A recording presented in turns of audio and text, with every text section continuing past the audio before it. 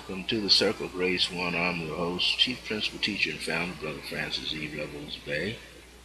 And we're on here live right now. Glad to be here, an opportunity to put out some more information into the universe. And as our audience will join us later in the chat room, we're now broadcasting live here from our location here in Albuquerque, New Mexico. So one of the things I'm going to do, because people are going to watch this show in the archives later, is I want to let people know that I am going to be doing some live mini readings here. And what I'm going to offer first off in the running is I'm going to talk about meditation a little bit, and then I'm going to do a little white light meditation because other people are going to come and hear this material later in the archives. And many of you may know or not know is that all of these shows are being uploaded into my YouTube channel. So you'll get a chance to go to YouTube and you'll get this golden opportunity to see it there, because we have a different arrangement with our account here. After 30 days, some of these older videos will be deleted from the site. And when we have a different kind of platform, then you'll be able to see them in their entirety.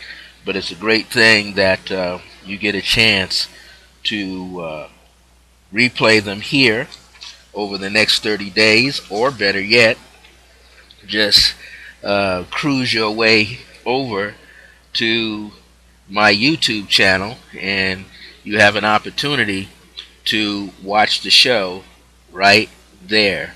And you can go back, because I have plenty of shows there from the previous years, back as I think 2009, and some in 2014, I think, is still sitting there in YouTube on the Circle of Grace One channel that's there.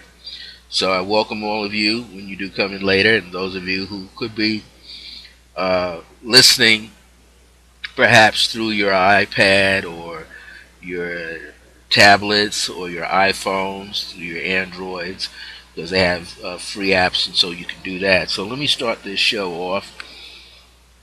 I know many of you will join me later.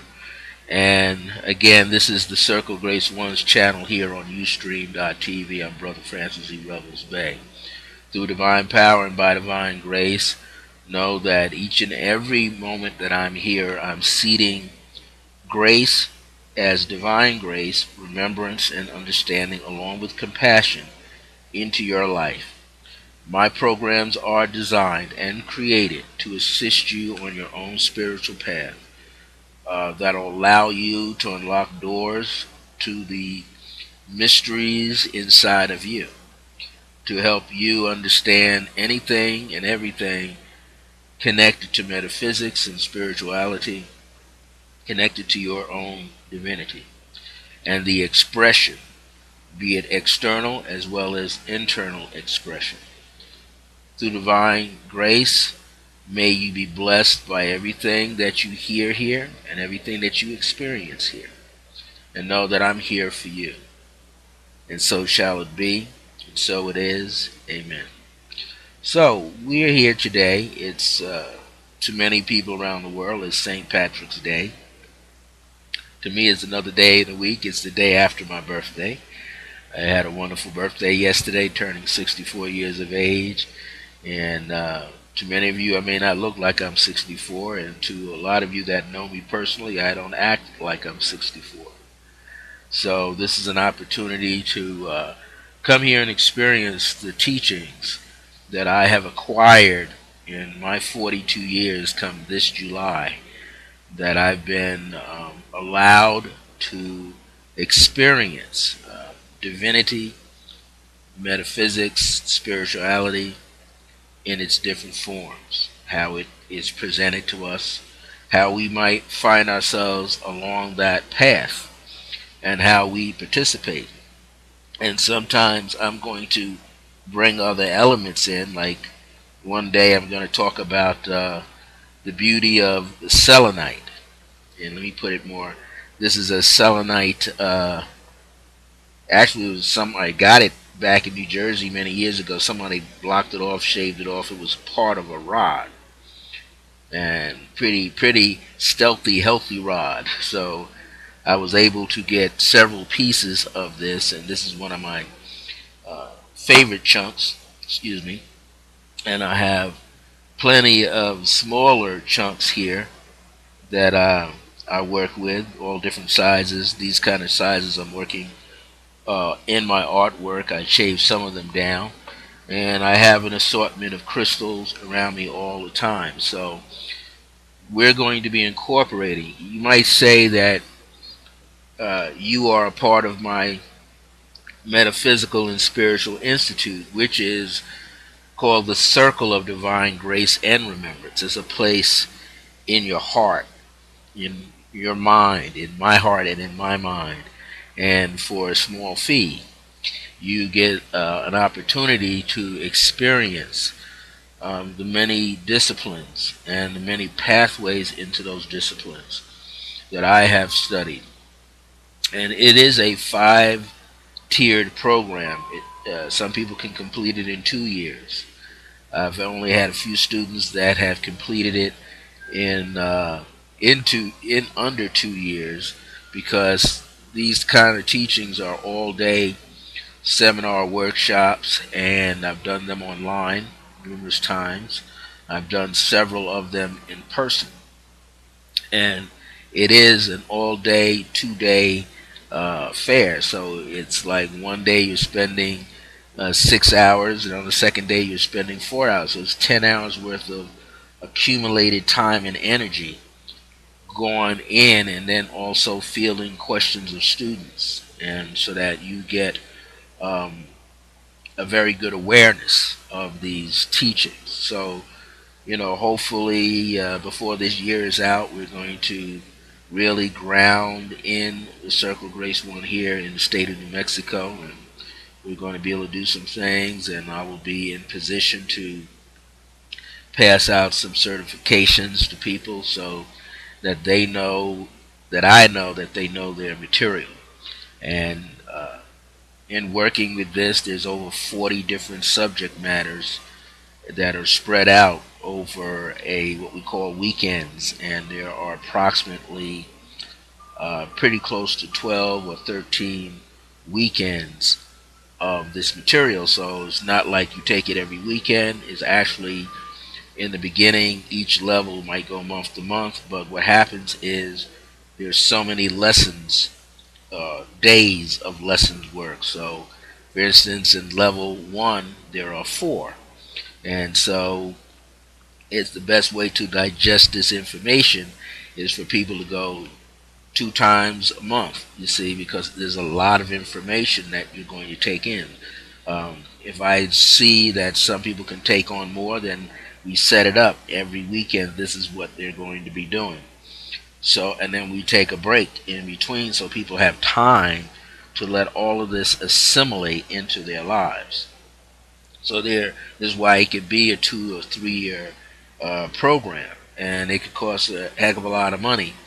And what we're going to do now is, because of the time, the age that we are in, we're not going to, through the spirit, we're not going to quote unquote levy or tax people on their minds with this amount of information in a certain length of time. I've seen a lot of people charge exorbitant prices, and it's not necessary. So I want people to get this information, or that they could treasure this information, and they can move on and learn really what they have to learn for themselves, so that their lives can be improved and that their lives could be better, especially their spiritual lives. So I'm going to talk a little bit about meditation. And many of you may say, well, you talk about meditation a lot.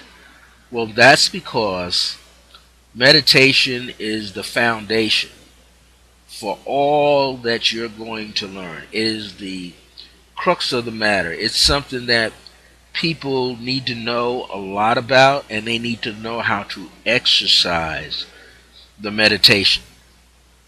And if people can learn to exercise the the body temple, their spirit, soul, essence, energy, higher self on earth energy through meditation, then they will acquire more information, and they will realize that they actually are familiar with these divine teachings, these metaphysical spiritual teachings, these shamanistic laws. They will find out that they have been actually living to some extent. They have been actually living in the realm of this consciousness called spirituality. So I always make it uh, my purpose, deliberate purpose, to show up and teach meditation. And I'm going to begin to have some students by next year coming out here to learn not just meditation. They're going to learn a little bit of Tai Chi Gong, which is doing Tai Chi with a Qigong base to it. They're going to learn some basic Tai Chi movements, which will help them learn how to channel and ground the energy into the earth through the soles of their feet. And they're going to learn more. They're going to see the value of artistic expression, which, some people separate that and they make the art one thing by itself, and then they put the music one thing by itself, the healing. But in reality, all of these things go together. So people are going to learn that meditation is in everything, and you can use just about any tool of expression, of creative self-expression, as a form of meditation. And so people are going to learn how to create freestyle mandalas, not just the geocentric, geometric ones, but how to go within and bring out the artistic nature from the inside out. And so many people are going to learn these tools. And the whole idea is for people to, after a certain period of learning, to get a certification and then realize, okay, they're doing exactly what they need to do. And this is what it's all about. So this Metaphysical and Spiritual Institute is set up to help as many people as possible. And I'm going to say blessings for the people who put the World Wide Web together, because people can be reached all around the world to get this information. Everybody can get this information and they can put it to use right away.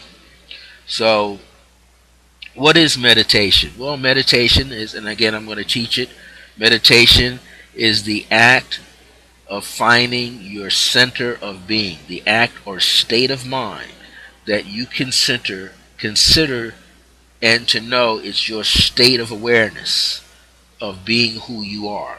Who are you really?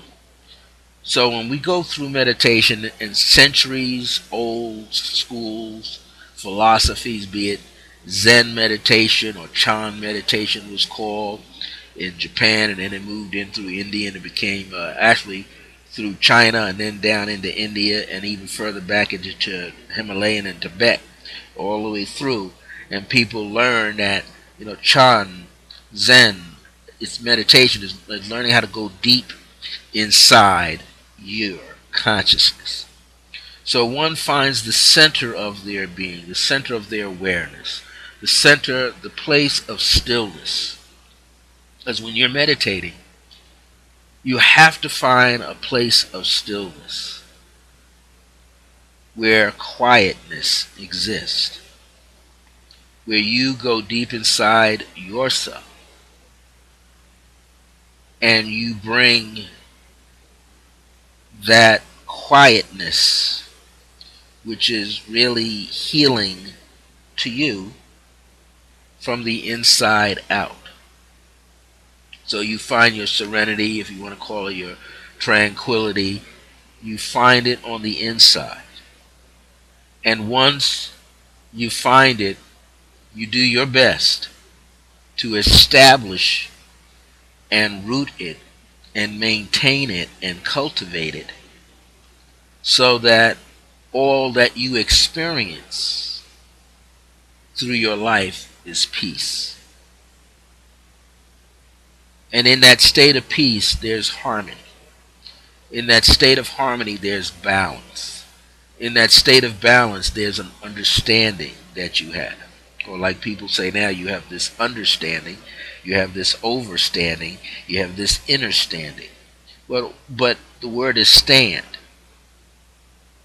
You can't perform overstanding, understanding, or innerstanding unless you have a concrete foundation, as we call an unshakable foundation, where you know for yourself what that experience is like for you, how to live that out for yourself.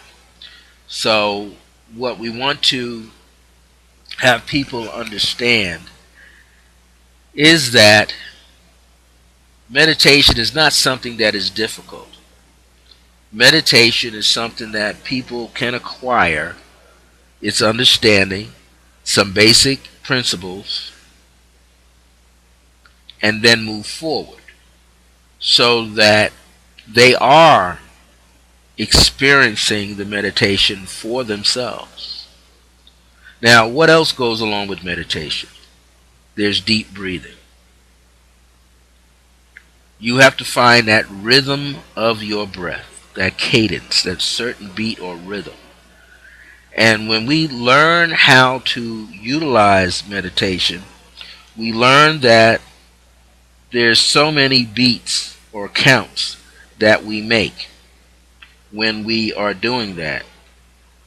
So that as we take it on, what we discover is this, is that the body has, in essence, like a language all unto itself.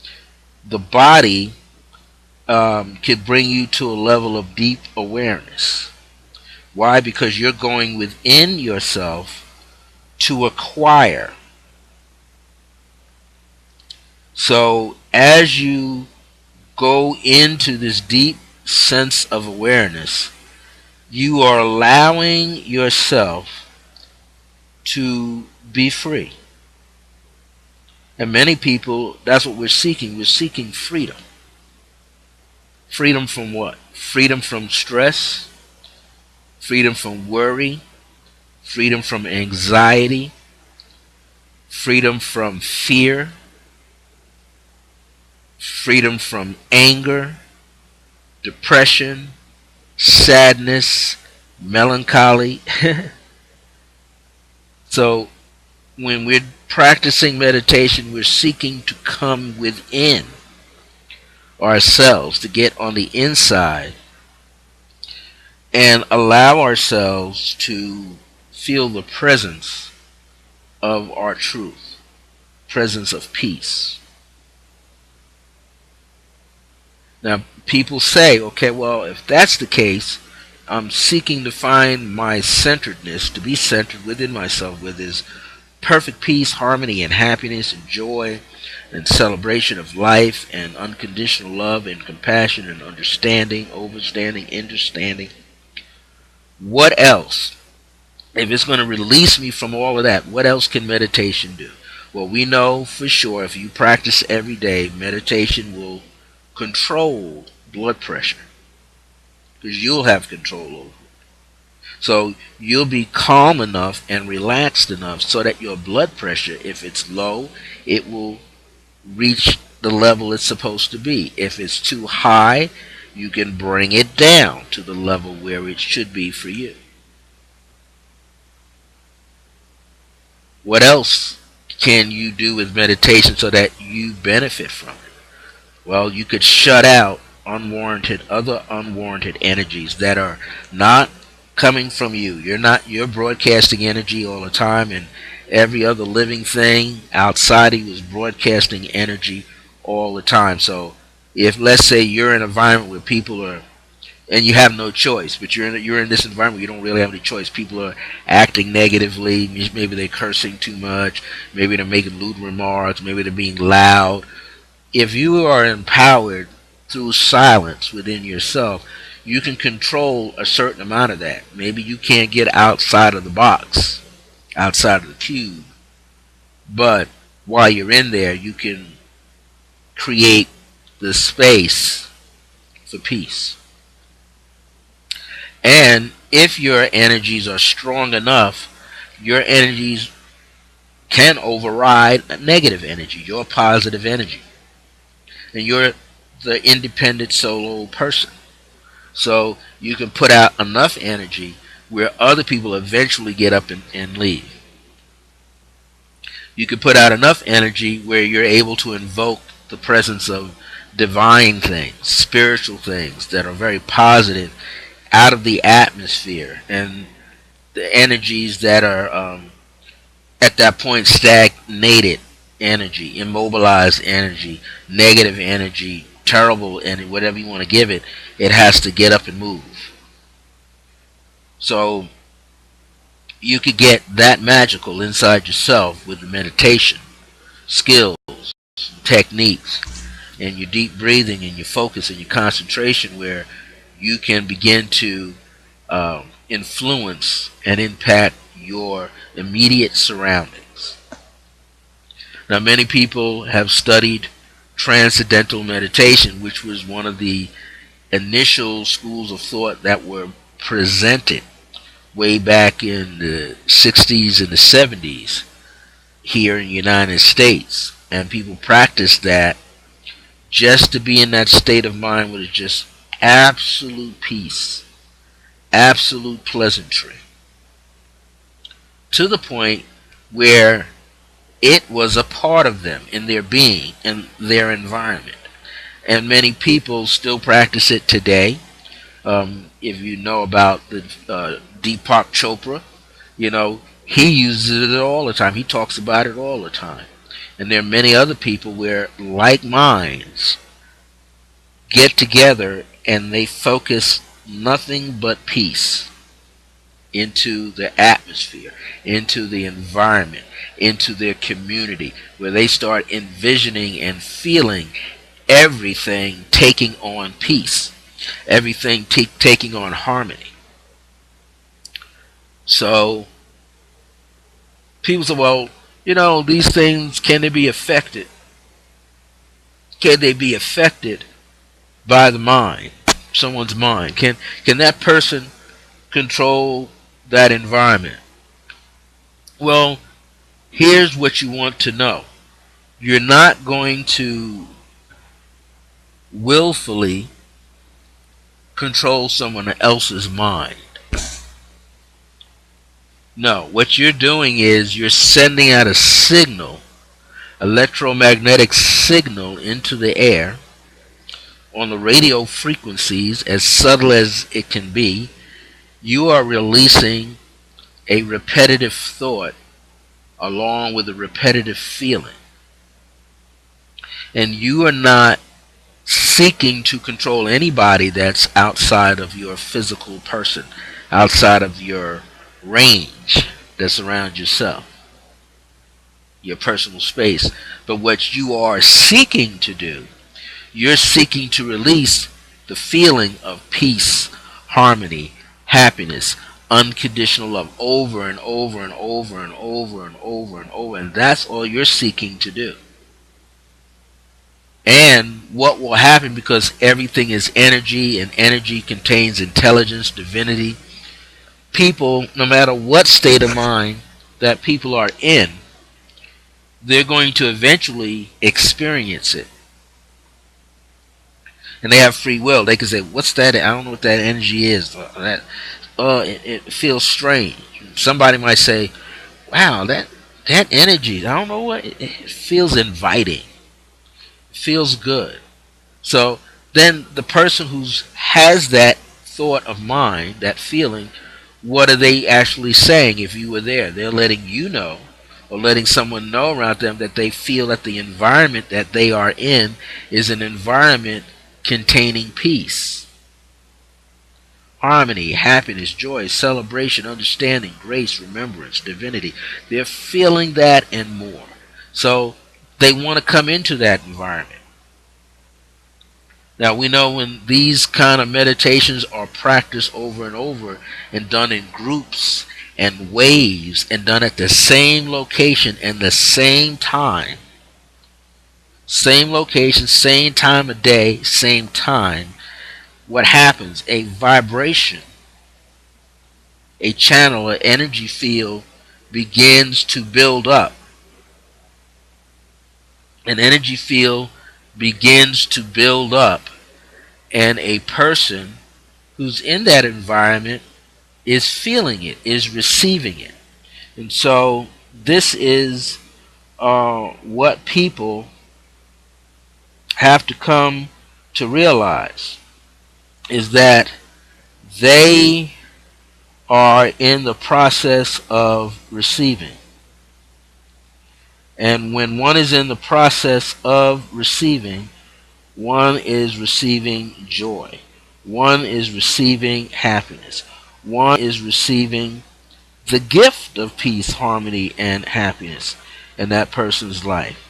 So as a person is going through that, a person is gaining that opportunity to enjoy that. And that's essential.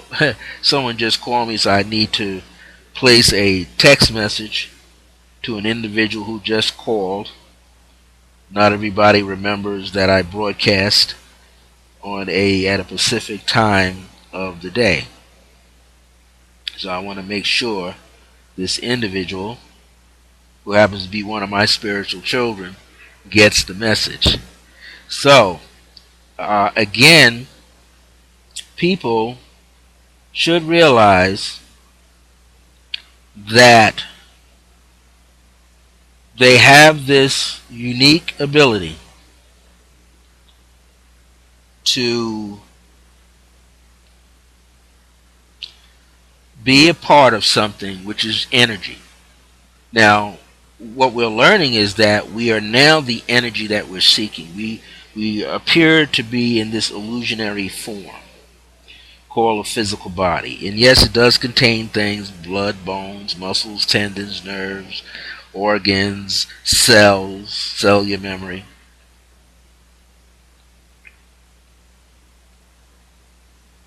And people have to realize that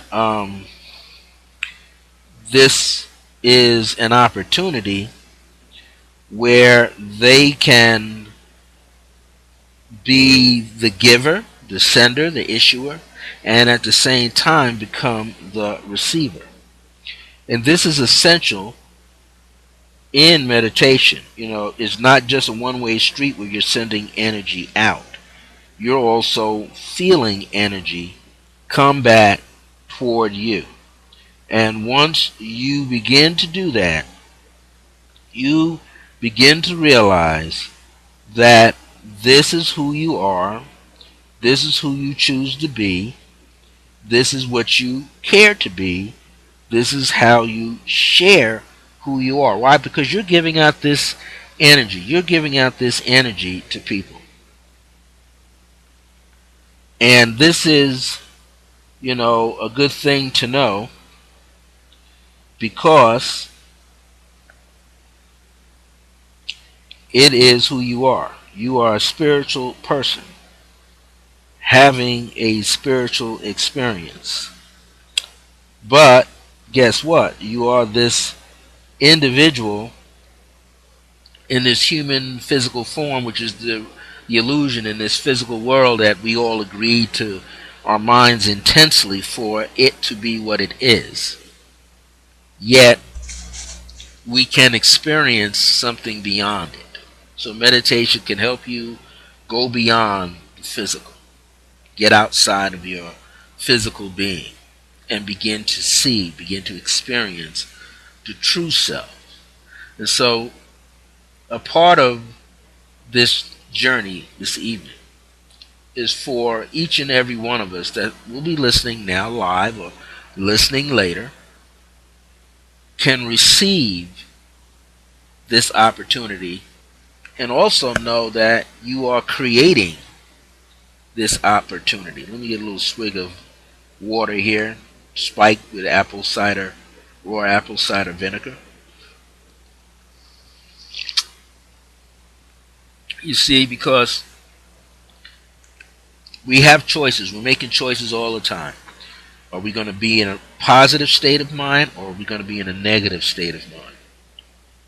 Are we going to step in to this space and act out or react, or are we going to be in control of ourselves and be able to act accordingly to what we're feeling, what we're doing, and how we want to be, as well as interact with other people? So we want to allow ourselves to have that experience. That's important. We want to allow ourselves to live out the word of who we are, to live out the principles of who we are, to live out the virtues of who we are. And then as we do that, we're saying that, well, this is a way of life. We have this way of life that we are living, and it's the way of life that we're living is not interrupting someone else's life. It's not disrupting. You're not being forceful. You're not overcoming. You're just living your life because you're seeking to be consciously aware that you can live in a state of peace, harmony, and happiness, joy, and celebration. And to be able to maintain that emotional fire, the passion of your own life, and be compassionate to yourself and others. As we utilize the breath, it's all about receiving. It's all about being in harmony. It's all about the self-love. It is what we are choosing to give to another. A mother gives of herself to her children. The mother has a soul imprint there, a part of herself. And, we experience it ourselves, When we look at our own personal families, you can tell because often the voices of parents influence the voices of children, right? Siblings influence each other, mom and dad influence each other. And if you'll notice that everybody within a family has the same intonation, inflections in their voice. They have the same vibration that's going on. So the person is definitely feeling who they are. And many people children sound like their moms or their dads. Whichever one that they vibrate to, that they are in harmony with, that's the one who they mimic the most. And so they will feel the parent's vibration stronger and they'll imitate it. So when you listen to them, you are hearing their words, their parents' seed thoughts and energies in the tone and the voice of children. So the next time, it's the meditation. The next time you are around your family, see if you notice that the tone of your voice, the inflections of your voice, are they similar to your siblings or to your mom and dad? The way you walk, is that similar to your siblings or your mom and dad? Granted, you have certain habits, certain characteristics, certain traits, as we call them, personality traits. We know on some level you're going to look like either your mom or your dad. If you're a part of a twins or triplets or quadruplets or quintuplets, you're going to look like each other, you're going to act like each other, and you're going to sound like each other, and you're going to feel the same things that others feel within the family of siblings. So we know that, we can have those same experiences. We can utilize meditation to really make a difference. But the first difference you've got to change is self. You've got to be able to use that meditation on yourself. And I'm going to use this word, religiously, meaning day after day, night after night, noonday after noonday.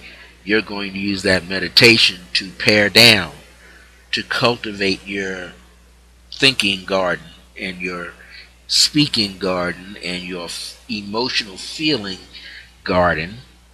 Everything about you is going to speak meditation. Everything.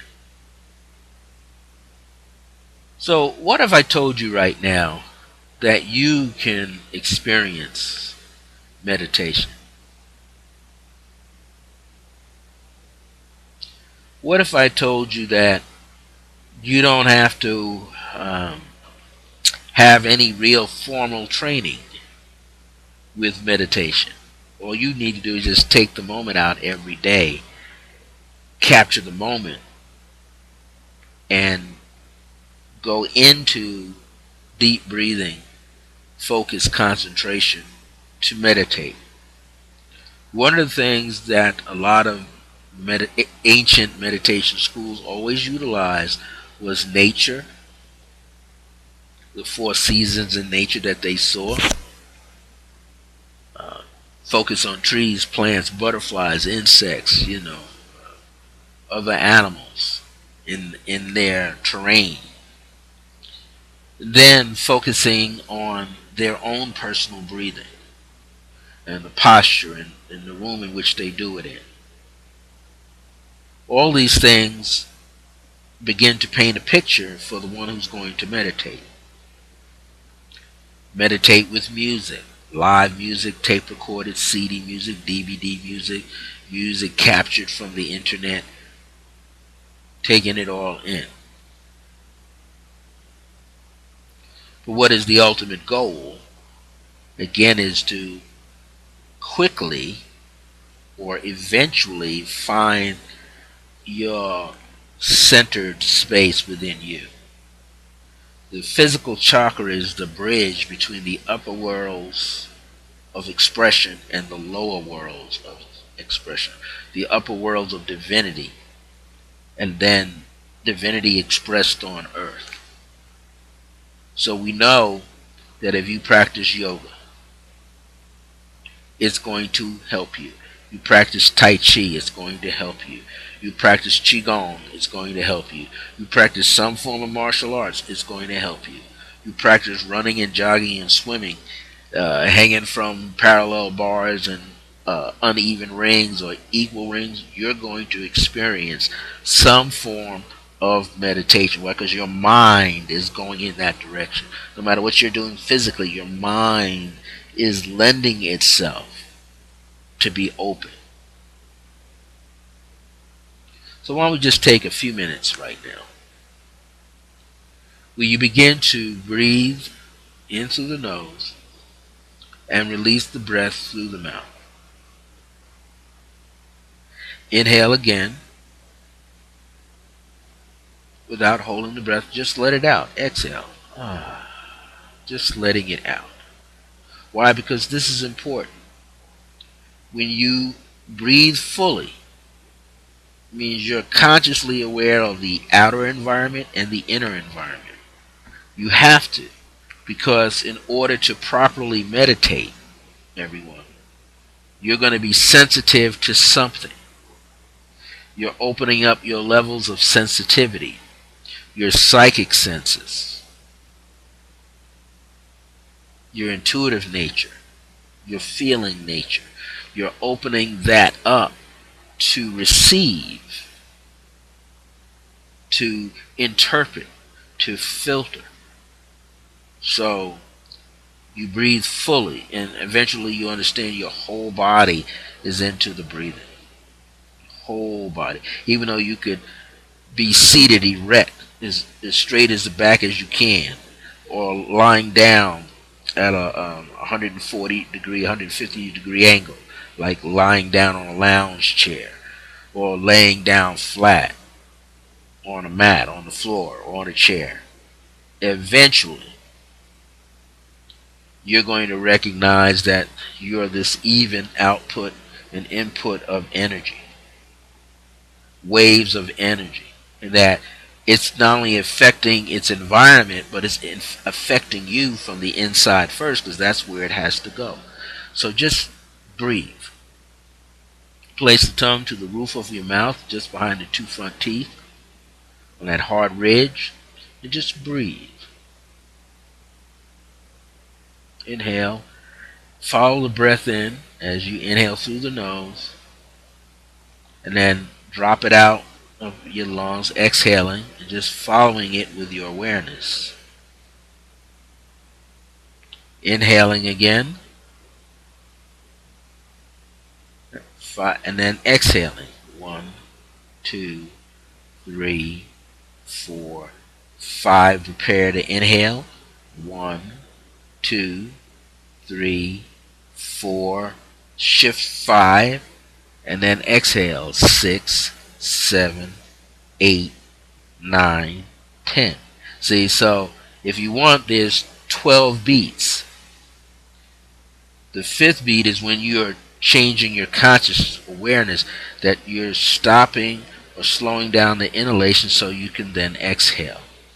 And the minute you shift in and prepare to exhale, you've walked through step 5, and now second 5, and now 6, 7, 8, 9, and 10 is there. 4 beats, 4 counts. So you're letting yourself understand this process. Over a period of time, your body will relax, your mind will be relaxed. You'll feel better about yourself. You'll be in a position where greatness will begin to flow. The great river of awareness is going to flow. The great river of intuition is going to flow. Why? Because there won't be anything stopping it but you. Your sympathetic nature will be open. Your empathic nature will be open. It's just you. So you will come to this level where you are emitting rays of relaxation. Why? Because you are seeding the atmosphere. You're seeding your atmosphere with that. And this is why it's said that if you practice meditation at a certain time of the day, every day at that time, your body looks forward to it. It gets excited. The cells in your body, the living brain cells, get excited because something is going to flow through here, and we're going to benefit from it. There's going to be some positive energy flowing through the body. It's healing. It's cleansing. It's purifying every part of our being. So I'm going to give you a homework assignment. What could be your homework assignment out of all of this thus far? What could you tell me? Let's review. Just what the most important thing you need to know is that you will have control over your body through meditation. You will have control over your physical body. You'll be able to knock off stress, wasteful energy, anxiety, anger, you name it, sadness, depression. You'll be able to overcome it through meditation. What else? You will gain more energy mentally, emotionally, physically, and spiritually. You're going to gain more energy that's going to be higher, more expansive, but more positive. Because it's going to impact everything around it that's flowing through you and around you. So you're going to be able to knock down high blood pressure, float up the low blood pressure, overcome any form of anxiety and physical pain and things of that nature, because you're placing your bet on the fact that you can breathe deeply enough, rhythmically enough, and exhale to release all stagnated energy. So you're reaching that point. You're allowing yourself to be this spiritual being that is overflowing with divine intelligence, awareness, and remembrance, living it, and what? Influencing foot by foot your environment and environments and surroundings that you walk through. So you can gain a lot. Now, what else can you do through the power of meditation? Well, there's music. You can play certain tones of music. Think of the white notes on the piano. C, D, E, F, G, A, and B. They call the natural tones. So you take those natural tones in the middle register, starting with middle C, and work your way up to B, just playing one tone at a time. You can meditate. Melodic chords, you can meditate. Or do all the sharp keys, sharps and flats, which are the black keys. Meditate with them, ride on that energy. Feel that energy flow through your body. Or you can get tuning forks, crystal bowls, Tibetan bowls. You can get anything you need that will help trigger. Trigger is to turn on a light switch within you to know that you'll be alright. Why? Because you're broadcasting energy that allows you to be alright.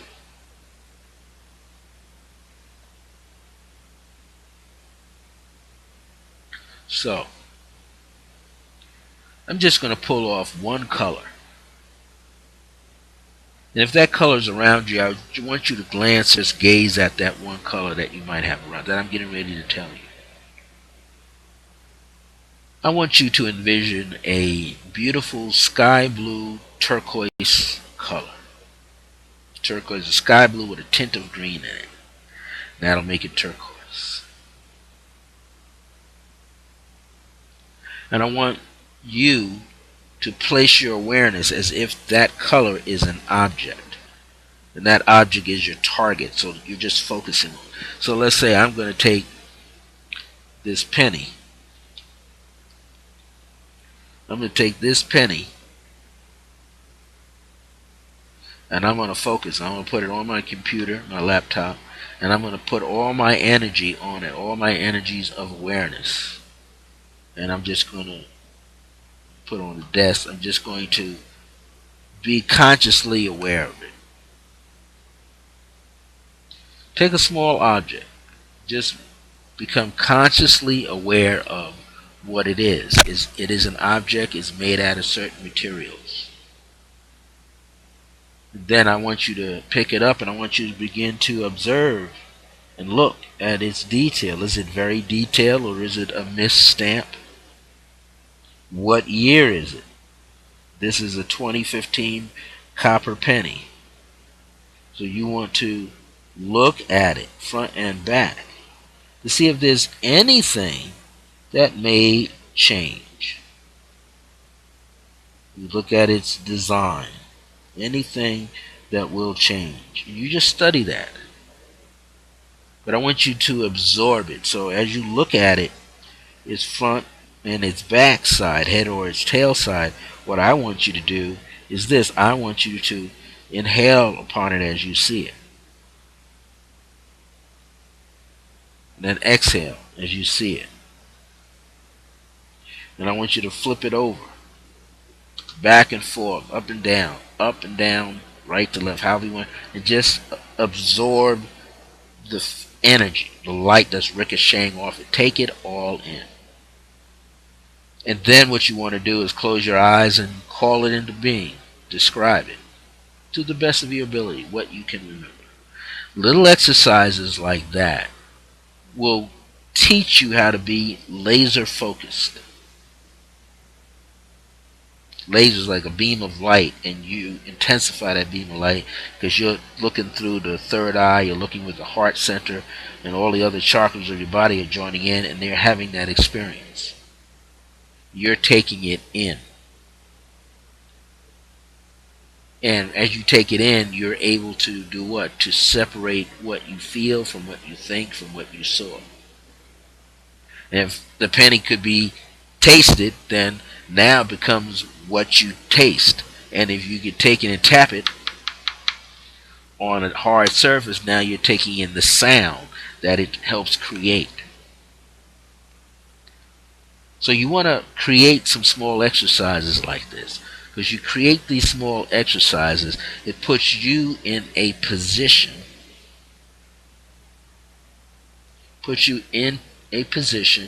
to sensitize, become more sensitive of yourself and your environment, to know the difference between what is your energy and where that energy that you felt comes from.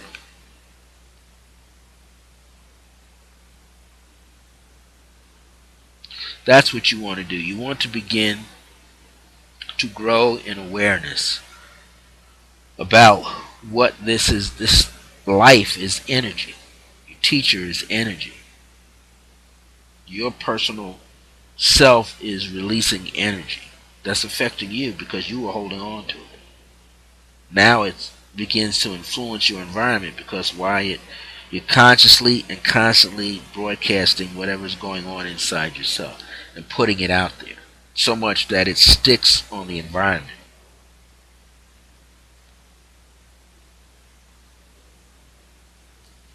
So that's what I want you to do. I want you to take a small object. I want you to get to know that small object inside and out so that when you're not looking at it, gazing at it, staring at it, you can say what you saw, front and back, side if necessary.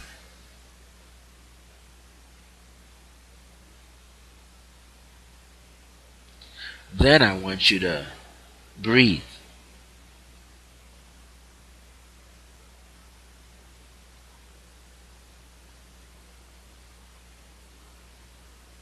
And then after that, I want you to just be aware of everything.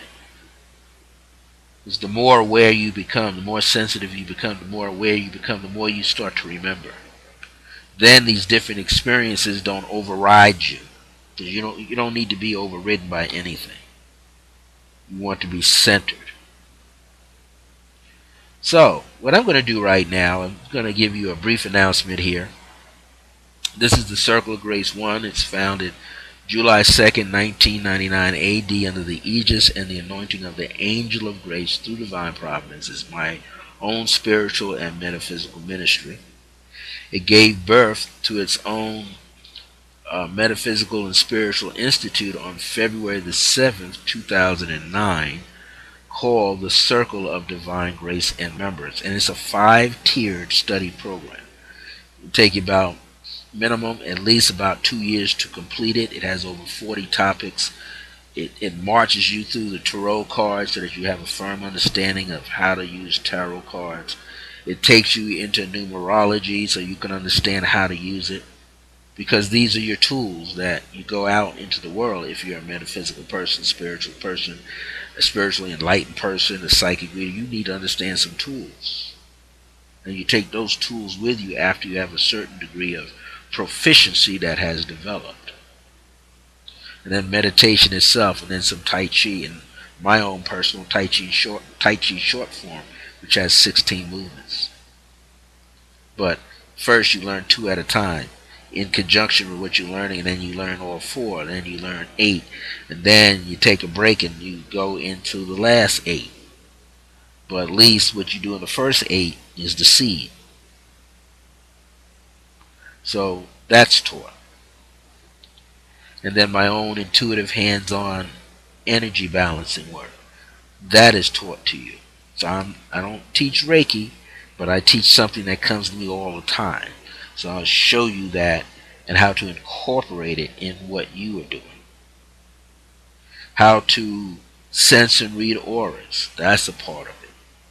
So if you want to maybe talk further about how you'd like to purchase this 5-tier program. You can always email me at iam.circleofgrace1@yahoo.com or iam.circlegrace1@gmail.com. You can call me on my new Skype number, which is 505 349-4722. You can call my individual prayer and decree request line, which is 505-717-4722, and just say, hey, I want to get some information about what you were talking about, the Circle of Divine Grace and Remembrance, about that program. It's a 5-tiered spiritual and metaphysical program. Or say you want to know more about, any future teleconferences and teleseminars. Teleconferences are free, teleseminars you pay for. You might want to be involved. Every Wednesday on Blog Talk Radio is my channel called The Age of Remembrance, and its subtitle is Circle of Grace 1 in the Age of Remembrance. It's a 30-minute live online internet radio show, and it's www.blogtalkradio.com/circle-of-grace-1. You go straight there to the site, see a little slideshow. You hear me talk for 30 minutes, or I should say 23 minutes, and bring you into some information, a 30-minute live broadcast. Blog Talk Radio, Circle of Grace 1 in the Age of Remembrance. Or you come here every Thursday, and I usually carry it over for you. And every Thursday, we take on some topics and break them down. That's what it's doing today, breaking down the topic on meditation and its benefits, and what else you could do with the meditation, and how you can find meditation in all type of walks of life. Not just martial arts and meditation. People using it all the time.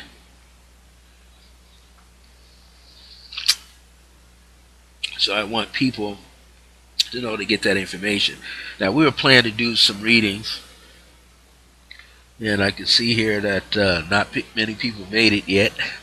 So what I'm going to do, because I know a lot of people involved in a lot of other activities, and thank goodness, thank grace for the fact that there are a lot of positive people broadcasting internet radio shows all over Blog Talk Radio right now. And many people here on Ustream.tv are doing the same thing.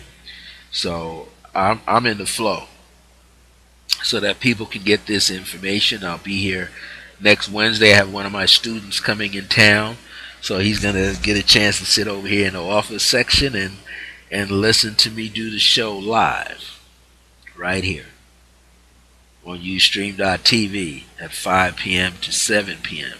Now, I guess when he comes in, I might shorten it a little bit, make it 5 p.m. to 6 p.m. or 6:30 p.m. so that we could, get this information out there to people. So what I would like to do is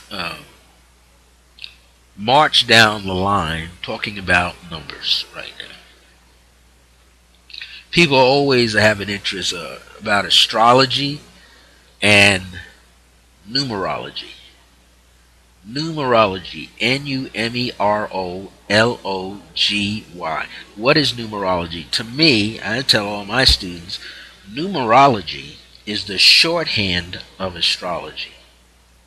Numerology is the shorthand of astrology. Why would I say that? Well, one, it is. We have 9 numbers, or 9 basic numbers, and those 9 basic numbers are divided up over the astrological planets, which then rule their own sun sign.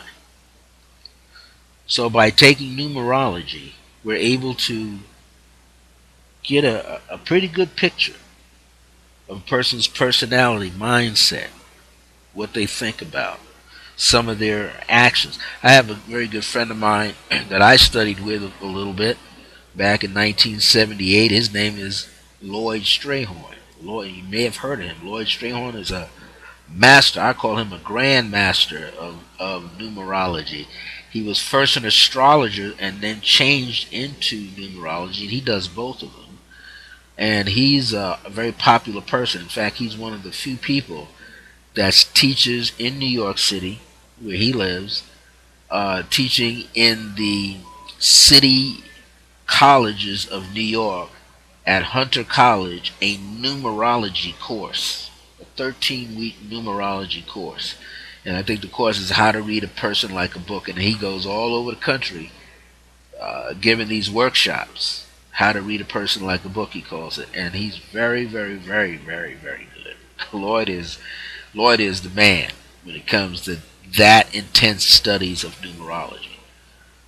And he had a concept that I learned from him, and it works. He calls it birth key numbers. And he wouldn't mind me sharing this because I said his name here. Birth key numbers, KEY numbers. And that's when you look at the numerical day that the person is born on. So let's say you know somebody born today, March 17th, they were born. Doesn't matter the year because we're just telling you about the birth key number. So you know somebody born March the 17th in any year. The birth key numbers are derived from the calendar date that the person came into being on this physical plane. And then next would be the astrological sign number, which would come in according to the ruling planet. So Pisces is a Jupiter ruled planet. It's also a Neptune ruled planet because it's a water sign. So we would look at the number 17. We reduce the compound number to a single digit. 1 plus 7 is 8. 17 is an 8. So the root or the phatic number or root digit out of the 17, 1 plus 7 is 8. The compound number is 17. So look at the compound number 17, sort of like the external shell. And then the core is the single digit number. So it's 8. And then person is born in Pisces. Now Pisces is really more of a watery sign. And in numerology we give it Neptune, which is the water god, okay? Neptune, and that's a 7. It carries a 7 vibration. So, the birth key numbers. Now, what you also have to know is 7, a watery sign, 7 usually attracts with it the nature of the 2, which is moon-ruled Cancer. And there are 2 others. It attracts 1 ruled fire energy, Sun, for Leo, and 4 air quality fixed for Aquarius. So it has a fixed air sign, a fixed fire sign 1 in there, a fixed air sign 4, which is Aquarius, so Leo and Aquarius, which are opposites each other. It has a cardinal initiatory sign, which is Cancer. And then it has the mutable sign the person is born under, which is Pisces. So there's a lot of numbers. The main numbers are 7, 2, and 3. And the alternative numbers are 1 and 4. 7, 2, and 3. Well, in this case, now, let me correct myself. The person born on the 18th, excuse me, the 17th, which is today. So 1 plus 7 is 8. So their lead number when you write it, the first number from left to right is 8. Followed by 7. Followed by a 2, so it'd be different. It'd be 8, 7, and 2, and the alternative numbers to the 7 is 4, and to the 2 is 1. So the alternative numbers are 4 and 1. So that person born today, anybody born March the 17th, has 5 birth key numbers: 8, 7, 2, 4, and 1. Now, the interesting factor, since they have, everybody as a class would have 5. What would be interesting if that person, let's say, was married to someone else, wedded someone else, and they had a series of numbers. So what Lloyd was getting at is, okay, that's the first set of birth key numbers. The second set of birth key numbers would be who their partner is. And if they had children, then you could tell by the two people, husband and wife or partners, their birthday key numbers, and then see the child's birth key numbers. And in most cases, what he was saying and what he found, and it was an experience back then, is that if, let's say, the daughter looked like the dad, you'd find out that the daughter and the dad had similar birth key numbers. If the son looked like the mother, you might find out that the son has certain similar or same birth key numbers. So then you can see how they all connect. So they share some of their own traits. So that's something to look at. Another homework assignment for you, to kind of take a look at how numbers are around. Here's another way. Have you noticed that people live in places where numbers are? People are in places where numbers are. So take for an example, a person is in a house number, and the house number, let's say, is 3, 5, and 6. That's the house number, 3, 5, 6. Now, you're not looking at the street yet. Okay, you're just looking at the house number, 3, 5, 6. That tells you a lot of things. First of all, 3, 5, and 6, when you add it up, is a 14. Reduce 1 plus 4 is 5.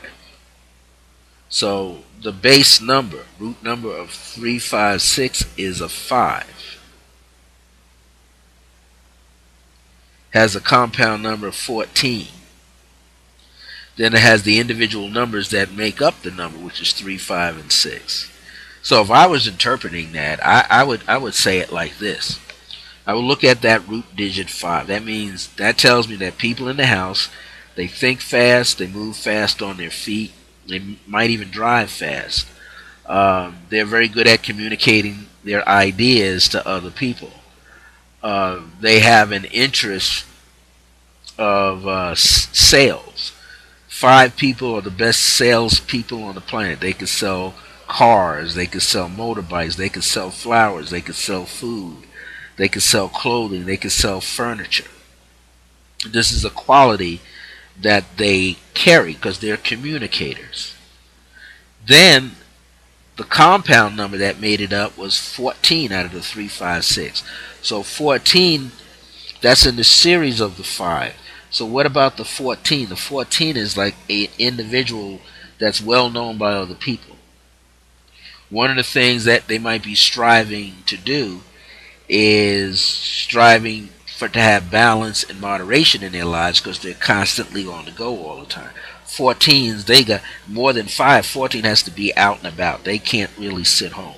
Their minds are working on something all the time, planning business opportunities, planning meetings, gatherings, meetups, you name it, networking. 14s do that. And they're good at it. Sometimes what 14 can handle, you got that 4 in there, and you got the 1, which is really a compound number 10, then the 4 in there. They're innovative in their thinking, and 4s are not the 4 and the 14 means that that person is not afraid to try something strange, new, or rare, or be the first one to do it and no one has ever done it before. They're very daring people. So now you got 5 and you got 14. So what's 5? 5 is Mercury. Mercury rules Gemini and Virgo.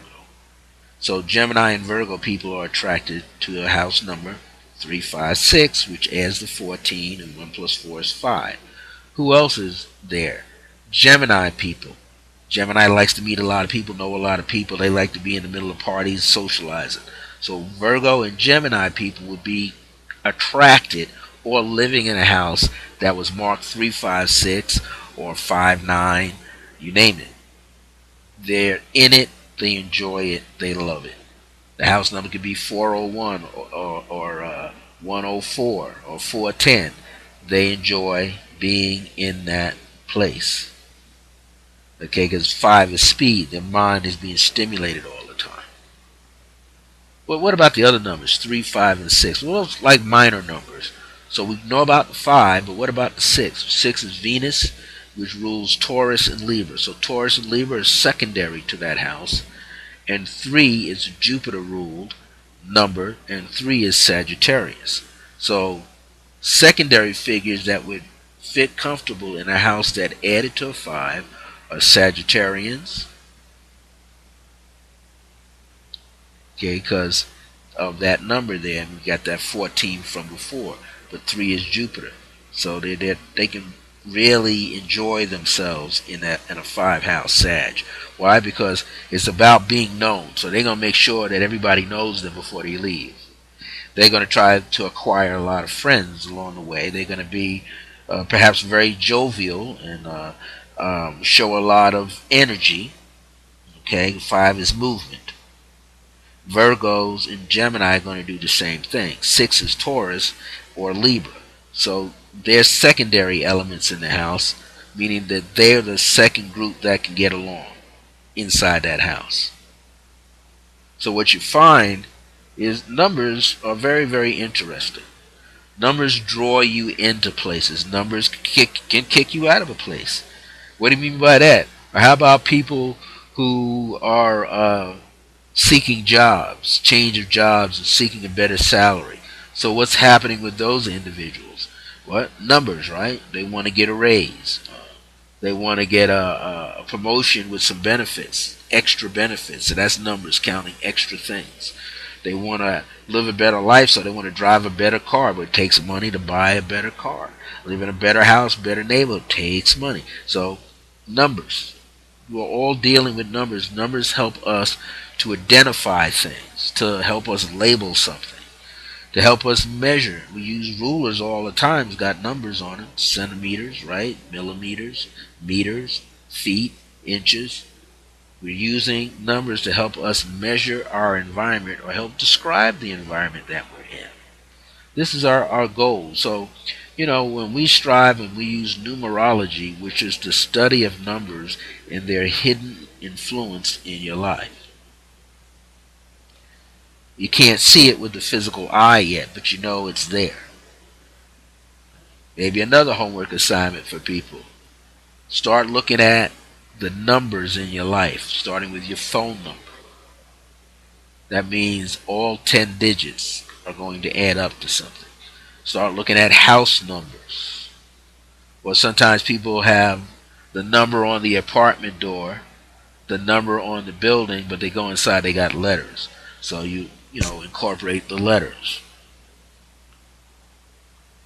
So they're different things. Different things that you're looking at and you're striving to apply yourself to life and energy that's happening in your life. So you're seeking to know. So numerology is a way. That's why I call numerology is the shorthand of astrology. If you don't have the patience, I didn't have the patience to sit down and work out all these calculations with astrology and the affirmances, but all I had to do was memorize the alphabet. That's all I had to do was memorize the alphabet, be it modern numerology alphabet or Chaldean numerology alphabet. There's 2 of them. Actually, there's more. There's a Celtic one too. Everybody's got their own. We'll say every tribe has got their own way of interpreting a number. So you pick what system works best for you. If it's Chaldean, you exercise the Chaldean. The reason why I use the Chaldean system, because 9 times out of 10, I can look at the letters in a person's name and what they add up to will somehow be in 3 of the major parts of analyzing the person's name. Maybe the sum total of vowels, the sum total of consonants, a whole first name adds to something, and then the entire name. If they have a middle name, that's the bridge. That takes them from their individuality as a person in the family, from their first name into the family name or surname. And then they got that middle name, gives them a chance to be a little different. Okay, so we add the sum value. I call it full expression. That's one value. You add up all the consonants. That's another value. But the most important at first is the vowels. And then you get the vowel and consonants added out of the first name. Well, when using the Chaldean system, sometimes it may even tell you if you're familiar with your numbers and astrological signs, that the person's name could tell you, oh, that there's an affiliation to them because maybe they're a Capricorn, maybe they're Aquarius, Leo, Pisces, whatever. I know one time I did a numerology chart on this is about 40 years ago on a woman, and at a psychic fair, and she needed some information about her daughter, and I believe her first name was Dolores. Now I can't remember right now if it was Delores or Dolores, but when we worked that first name out, it added to an 8, and it just so happens that the woman's daughter, who was named Dolores, was born January the 17th. So January the 17th puts you under the sign of Capricorn, which is ruled by the number 8, which is Saturn. And here the daughter was born on the 17th day, sort of like an Aquarian number, but 1 plus 7 is 8, which is Capricorn Saturn. So we say that the person was a double Saturn-natured individual. And it just so happens that that 8 showed up in her first name. So these are things that, when you're applying numerology, or if you do astrology, or if you do palmistry, it's all about awareness and what you see around you. Because if you practice what you see around you, you start applying it, taking your skills, your tools, and measuring the experience. This is how you begin to learn more and more and more about what this is all about. These are just tools. These are just extensions of yourself. And that's what you want to know. They're extensions of yourself. So if we have anybody in our audience, if you have a question, and let's say if in order to ask me a question here, you have to be, they have this set up that you have an account also. You don't have to use your account, but your account is like a key, and it allows you to come into the chat room and ask a question. If you want, you can always email me your question. You can email a question to me, and I can pick it up that way. If you want to, you can email iam.circleofgrace1. That's Circle of Grace with the number 1 at the end at yahoo.com, and I can pick it up. I've got my smartphone here, so if you chose to do that, you could do that right now, and you just send me an email, and I would pick up on it for you, and we'll go right in to your question. Just double checking here. People are always coming in to chat. So all you have to do, if you had a question, you can send an email to iam.circlegrace1@yahoo.com. And if you're not on your computer, or maybe you got a smartphone and you've got an email service in there, you can just send your question. I would pick it up and read it.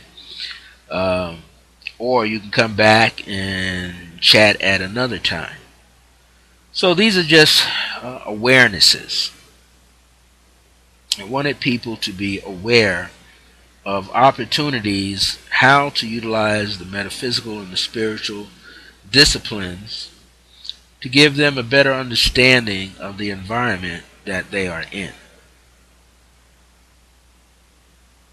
So what I'm going to do right now, I'm going to give more information about these numbers to you. I just laid out an example. Earlier I laid out an example about meditation and breathing, deep breathing. Just a very simple way so that you could pick up on it and utilize it on yourself right away.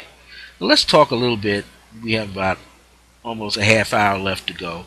Let's talk a little bit about some of these numbers. And what I'm going to do is right now I'm going to kind of lump them together for you, kind of put them together. So let's look at the series of the 1. People born on the 1st, the 10th, the 19th, and the 28th of any month. All of those numbers, they share in common the vibration of 1 when you add them up. And Ones are basically people who are very independent. Ones are people who strive to be the leader of the pack. They want to be the pioneer. They want to be the first person out doing something. Ones can be very competitive people because of who they are. They're always looking to be the best at what they do. And if they are working with a team, they want to be the one who guides the team, who gives direction, who organizes the team together. They're not don't have to be the person playing along with the team. They're like the manager, the coach. These are number ones. They like to lead everybody. But some of the things the number one person has to do is understand the other digits, the 10, the 19, and the 28. Well, with those vibrations that are similar to the number one root digit person, tens like to be innovative. They're not too good at working for other people, and if they do, they find a way to work around that. So someone is not following them all the time.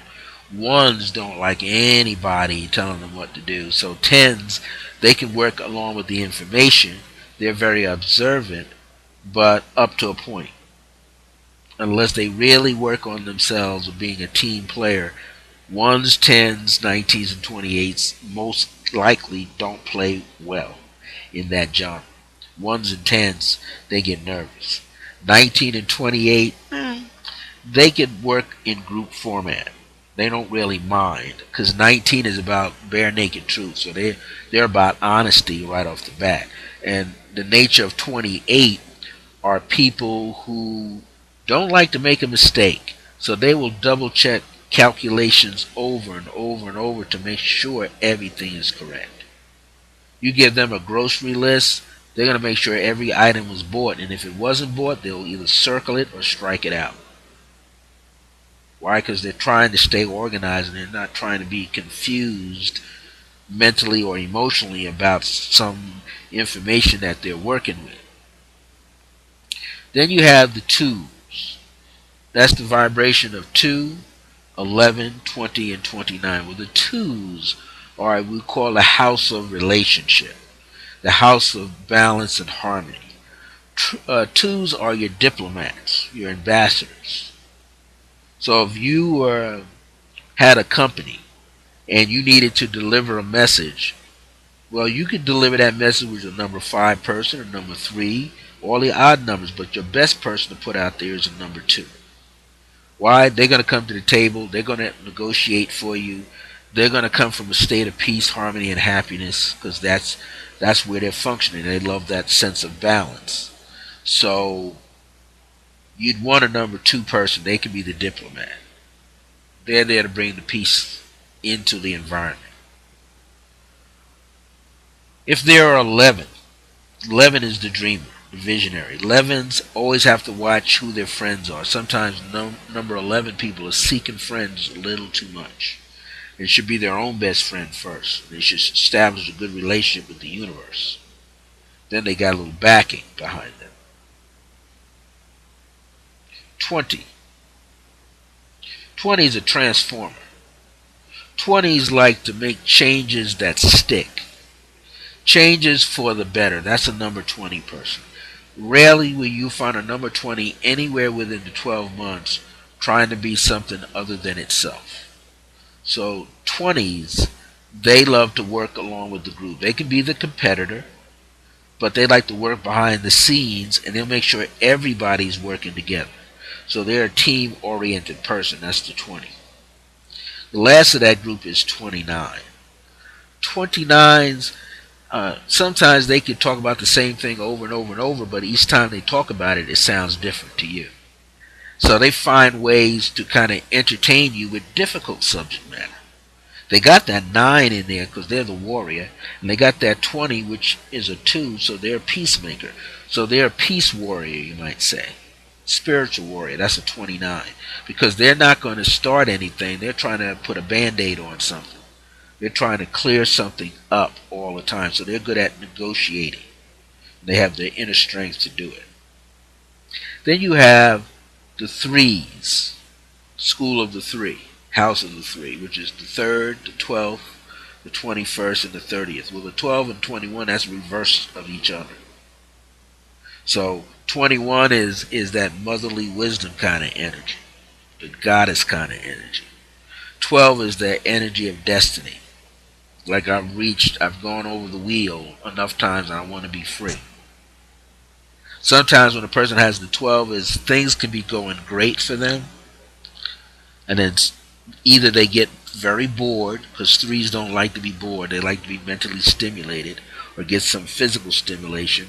So what can happen to 12? They can unravel. Life can be going well for them, and they're unraveling at the same time. This is something that they seem to go through all the time. They seem to fall apart.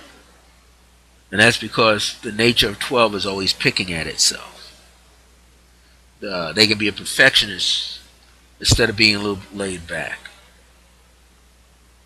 So now you got 12 and you got 21. And I'm going to talk about the 3 in a minute. 30. 30s like to reflect. Now 30s understand meditation. So they're going to meditate on an issue with their job, an issue at home, an individual health issue, a legal issue. They're going to go into it as deep as they can. They're going to do their research, and then they're going to come out fighting. They're going to do their research, and then they're going to come out strong. They're going to build a strong foundation, and then they work from there. But they're going to be creative along the way, and they trust in the higher source. They trust in that divinity. That's what that 0 is there for. So that's same like the number 10 and the number 20 and now the number 30. Those are born on the 10th, 20th, and 30th of the month, they're going to trust that higher power that they know that's around them. They may not talk about it, but they know it's there. So now we go from the 12, 21, and 30, each one of them reduced to a number 3. 3 is a Jupiterian quality. 3 is expansion. So when you meet up with a number 3 person, they're very creative, they're very outspoken, they love to talk, they love to be the host and hostess of a party. They could throw small intimate parties and big grandeur parties. That's a 3. The 3 will put it out there. They want everybody to have fun. They want to make sure your glass is never empty, your plate is never empty. They're going to make sure you have a good time, and they're going to send you out the door with some packages with extra food, because they're sharing in this. This is their celebration, and they like to make sure that they have fun. So 3s are your artistically inclined. They're your go-getters. They can be self-motivated, but they have to make sure that they're not embellishing. They're not lying and then just over the top lying. Just making it more so. They have to make sure they're not egotistical, not be boasting about things all the time. 3s are very competitive as well. They're out and about doing things. Now, they can be very independent, so they don't necessarily need to be with somebody, but they know how to be by themselves too, so they try to strike that happy medium. Then, wow, here come the 4s. So what's so unique? Let me check my time here. What is so unique about the 4? Well, they say 4 is rare. 4 is very refined when they need to be. But 4s like to be the radicals. So if you know somebody born on the 4th, the 13th, the 22nd, and the 31st, these are radical people. These are people who will challenge society, challenge society's norms, challenge authoritative figures. They believe in the law, but they're going to work the law. They're going to challenge the law. They're going to make sure that the law actually works. So you'd want a number 4 on your side. See, they're going to double check and triple check. Now, the nature of a 4 person is they understand that everything has a certain order. And they understand there's man's order, or the order that governs laws that govern humanity. And they know that there's divine laws that are in existence. So in the end, Fours will move from the man-made law, rules, and regulations, and they eventually, at some point in their life, step into the divine nature, the divine laws, universal laws, because they're all about order. And fours know how to be either orderly or chaotic. So they're either you come into their home, everything is in order, or some part of it is in disarray. But what's so great about the four? If you're coming over to visit them, don't judge them. What you want to do is enjoy them. Because four's got a lot of information and some strange, mind-boggling bits and pieces of information, and it's usually on point. They're very observant, so they're high intelligence. Number four. They're just trying to strike that happy medium of having a lot of material and no material around them. So fours have that, and fours are your old souls. Now, I mentioned about that 11, and 11 is a master number, so the other master number is 22. So if you know anybody under the 22 vibration, they can listen to your dreams, but if they hear you talk about your dreams enough, they will take you to the point where you gotta manifest the dream. You gotta make it happen. Why? Because they haven't heard enough of it. Now they want to see it. So 22s, which reduce to a 4, they are your true manifestors. Okay? They can get the dream like the 11 person, but they want to see it become a concrete reality. So they'll work at what? The 2 vibration, balancing. 20, making transformation efforts. Making sure everything works out, lands just right. But what about the 13? 13 is power and dominion. 13 is change. Deep-rooted change. It's changing, stepping out of the past of worries and anxieties and stepping into something brand new. That's what the 13 likes to do. So 13 will make necessary changes, sometimes explosive changes, in order to get something to move forward. Why? They got the power of the 3 there. They got the power of the 10 there. They got the 1 there at the end of 3. It all adds the 4. So they know how to take the lead. They know how to take charge. They just have to make sure that they don't blow everybody out of the water. 13s have to remember you got to remain in contact with people so you can help pull other people up the ladder with you. Or have people help you go further in life. Well, here comes the 5. And I was mentioning earlier about a person living in the house number was 356, and 3 plus 5 was 8 plus 6 is 14, which is 5. So 5s they love speed. They love things that move quickly. They get, like 3s, they can become easily bored. 3s love to be educated. They love formal education. 5s, they can take it or leave it. They'd rather go for the crash course. If they can do the course in 6 months, that's the course they want, the number 5 person. Why? They learn it and they get out and apply it right away. They're not trying to stay in school for 8 years, 12 years, 16 years. They want the information so they can put it in motion in their lives. That's the number 5. So 5s, speed. They think fast on their feet. They may walk fast. They need to do physical exercises that make them sweat so that they can fall off to sleep in a heartbeat. 5s are your communicators. They can do broadcasting, things of that nature. Now 5 up one step is 14. 14 is about balance and moderation. It's a Sagittarian kind of quality. So 5s, they love that stimulation. 14, they can go out on a limb and sit out there by themselves and contemplate. And maybe when they come back, maybe they got a new take on it. So that's 14s. 23s are the most potent people out of the series of 5, 14, and 23. 23s, they are first survivors.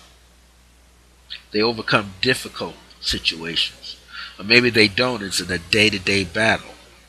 But eventually, they come into their own. So what would that mean for them? Come into their own, the 23s. Usually they are under some type of difficulty when they're children, or earlier stages in a marriage that's not quite working out. So they are going through some difficult times, but eventually if they can get past the college years, like the freshman year, the sophomore, and the junior, if they could find themselves there by age, then what happens is that they become the masters in their own life. So that not only are fives like the 23 are surviving or being a survivalist and living off of the urban terrain with people and connections, 23 says, I'll create my own. I'll go into business for myself.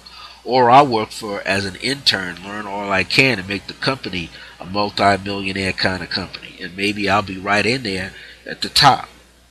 So 23s are doing what? They know about balance and moderation, but they got that 20 and that 3 that made up the 5. You say 23. So the 23s are what? Creative. And they like to create some level of transformation for themselves. This is what they're striving to do.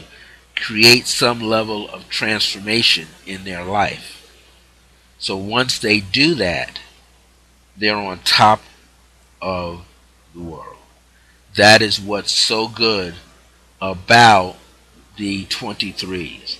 They have a movie. Their life is like a movie, and they're here to talk about it. Well, now you got the 6s. 6 has the 3 levels too. 6, 15, and 24. 24 are administrators. They take care of everybody. 24s will be administrators and educators. They'll be in the hospitals. They'll be in the psych units. They'll be having their own psychotherapy type of offices and businesses. They're very good at getting into the minds of people, what makes them tick. They are excellent teachers.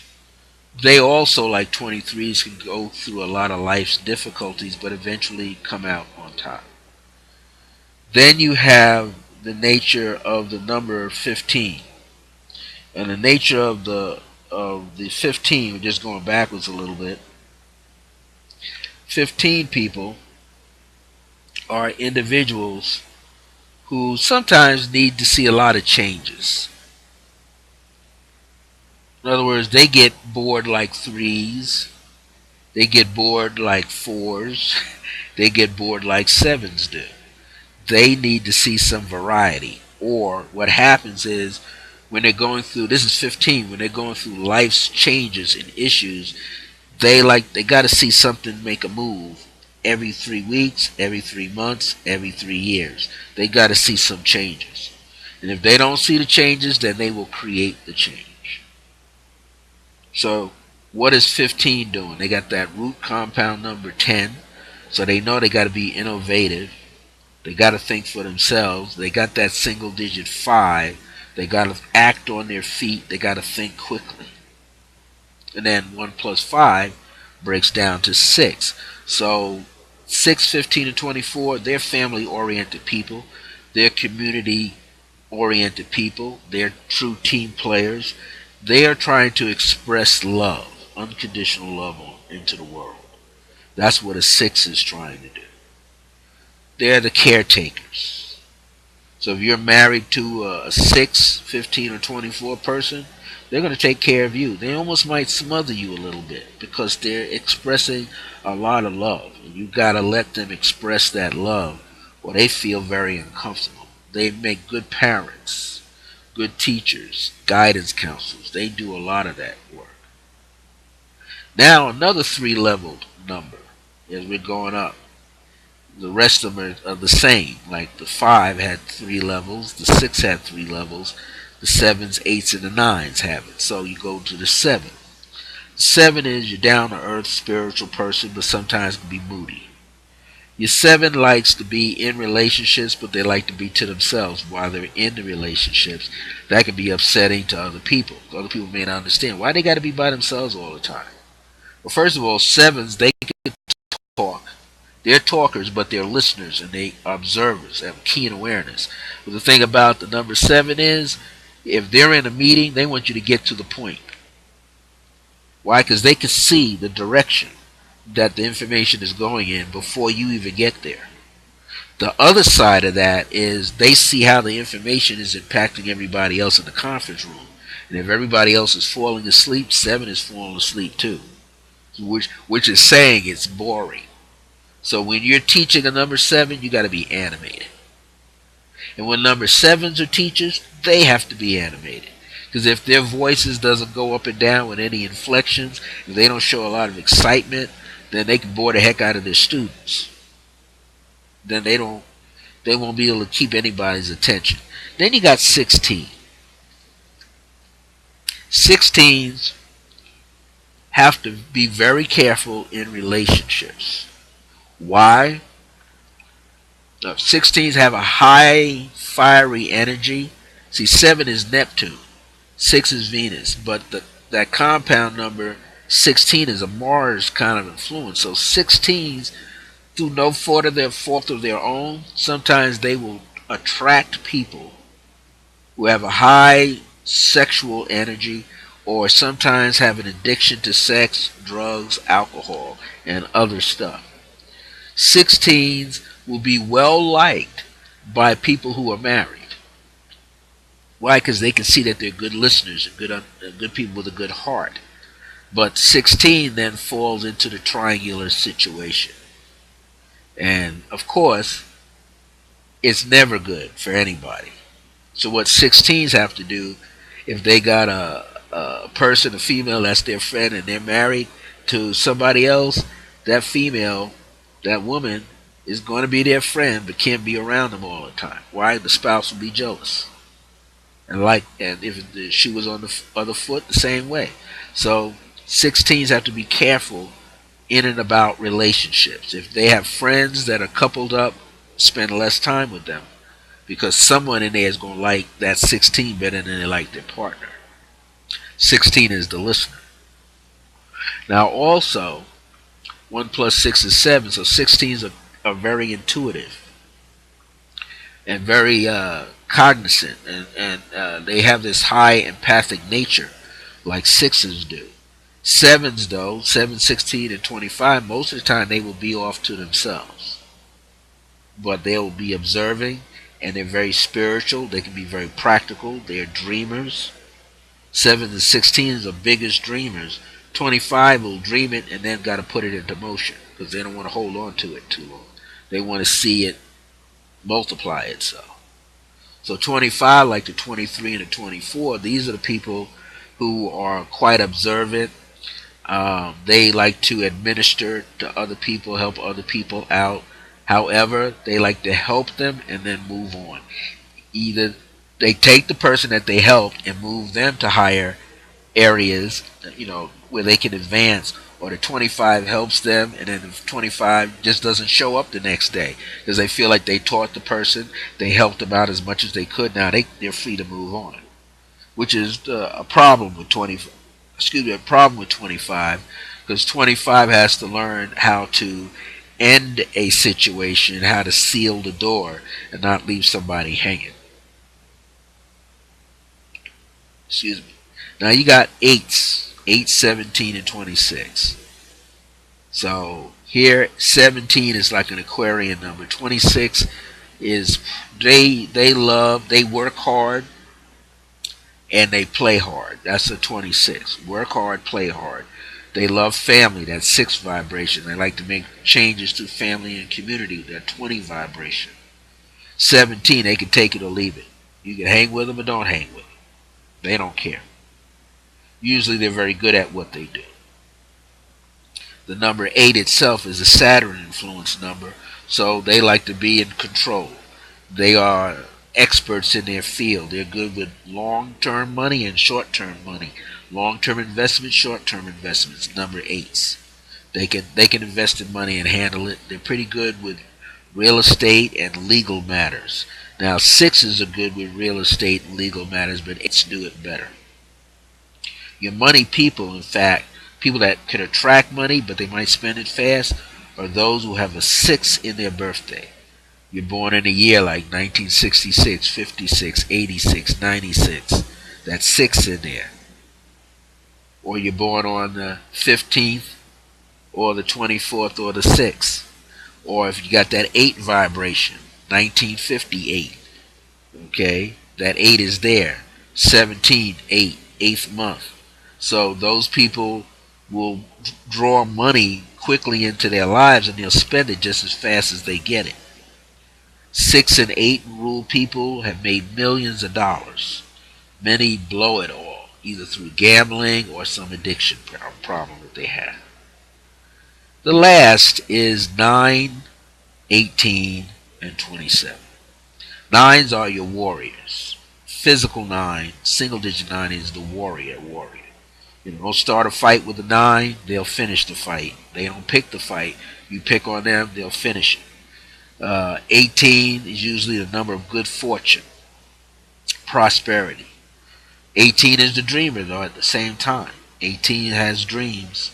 They just have to figure out what those dreams are. Some of the dreams are visions, not just symbolic dreams. 27. 27s are highly intuitive. You got the 20, you got the 2, you got the 7 there.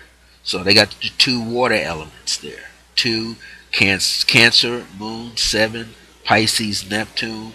20 is Pluto, so that's like Scorpio. So they got a lot of Cancer, Scorpio, water energy, Pisces energy in that 27.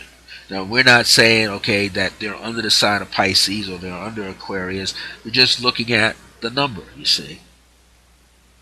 So 27 and 18s, 18 learns how to be a spiritual warrior. 27 is the spiritual warrior. And then you have a 9. So just to give you some examples, well, I just popped into my mind. We have about 8 minutes left. Here's some figures in history that are prominent with the 27. Bruce Lee, the late Bruce Lee, martial artist Bruce Lee. I believe he was born in 1941, but he was born 11/27. Jimi Hendrix, 11/27. He was born in the 40s. Now he's a guy that couldn't read music, but he had an ear for music, and he had a creative heart for music. And he played a guitar left-handed, but it was a right-handed guitar upside down. He could play it, and wasn't a good singer, but yet he had the gift to play the guitar and could compose things right off the spot. Or how about some 17s? Our First Lady in the White House is born on the 17th of January, and that is Michelle Obama. She's a 17. Who's another prominent 17? He was born as Cassius Marcellus Clay, who later became Muhammad Ali, the boxer, born January the 17th. Both figures are very prominent in their world of sports and entertainment or politics. Very pronounced. He was a comedian, Jerry Lewis. He was March the 16th. Number 3 person, Aries 3 person, I think is Eddie Murphy. You know, comedian. 3s can talk. They can make you laugh. Okay, they have that gift. And there's so on. So there's so many people you can find in history if you know your birthday number and then write in great celebrities or personalities born on such and such a date. See who you share your birthday with and see when you read about that person, do they have some similar qualities to you. Alright, we're cranking down here. We got 6 minutes left to go. This show, I was hoping that I would be able to do some free 1-minute spiritual readings, but I guess people recognize too that St. Patty's Day for some. This is the day after my birthday for me, so I guess people say give the Rev a break. Let him not work so hard 2 days in a row. So I'm going to give out my contact information. The free readings were only for these 2 shows. You know, you had to be in the chat room to get the message, get the question out, to get the reading on air for free. So my contact information is IAM, letters IAM, dot circleofgrace1 at yahoo.com, or iam.circleofgrace with the number 1 at the end at gmail.com. My two phone numbers are connected to my computer here. It is a brand new Skype number, which is 505-349-4722. That's 505-349-4722. And then my other number, which is my prayer meditational decree request line, which gives you a 2-minute all-purpose decree that plays first, and then you leave your 10-digit phone number, your full name, and the best way to reach you, and what time of day, because I'm working around the clock, dealing with different things. You will call 505-717-4722. So that's, both numbers have 4722. Skype number 505-349-4722, or the prayer and decree line, which is 505-717-4722. Alright, so if you need to contact me, that's how you contact me, by phone or email. I'm also on Facebook. You can look me up there as Bishop Francis Revels-Bey or Brother Francis Revels-Bey. You'll see this face with a light colored hat on and fedora on. Or I have a page. Now, it's not a fan page. It's a page where I place other information, and it's called Circle of Grace 1. So you're looking for a fan page, then you type in Circle of Grace with the number 1 there, and it'll take you to that page, and you can see the announcements that I make here. Of course, I'm on Blog Talk Radio every Wednesday, a 30-minute show. The call-in number on the Wednesday show is 347-677-0851. That's 347-677-0851. That's every Wednesday at 4 p.m. Mountain Time, which is 6 p.m. Eastern Time, 5 p.m. Central Time, and 3 p.m. Pacific Time, 4 p.m. for me. It's only a 30-minute show. You can call in and listen over your phone, or you just dial into www.blogtalkradio, blogtalkradio.com /circle-of-grace-1. And that'll take you to my page called The Age of Remembrance. Or you just go to Blog Talk Radio and just type in the search bar The Age of Remembrance. It'll take you to my internet radio channel. There'll be a chat room there. You can place questions or comments. So I'm there every Wednesday at that time. I'm here every Thursday right here at Ustream.tv /channel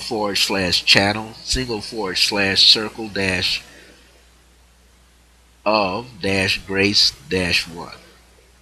And that's Circle Grace 1 with Brother Francis E. Revels-Bey. So thank you for joining me. You can replay this show in an hour's time. I'm coming on every Thursday at 5 p.m. Mountain Time, which is 4 p.m. Pacific, 6 p.m. Central, 7 p.m. Eastern Standard Time. I'm on for 2 hours to talk about a wide variety of subject matter, and I allow you to be able to participate and receive that information. All of these shows here at Ustream for the Circle Grace 1 channel gets uploaded within an hour's time to my Circle Grace 1 channel on YouTube. So you can go to YouTube and you can see all the previous shows that just started this year in February. You can see some shows I've had up there since 2014, and I think a few going back to 2009 might be sitting there.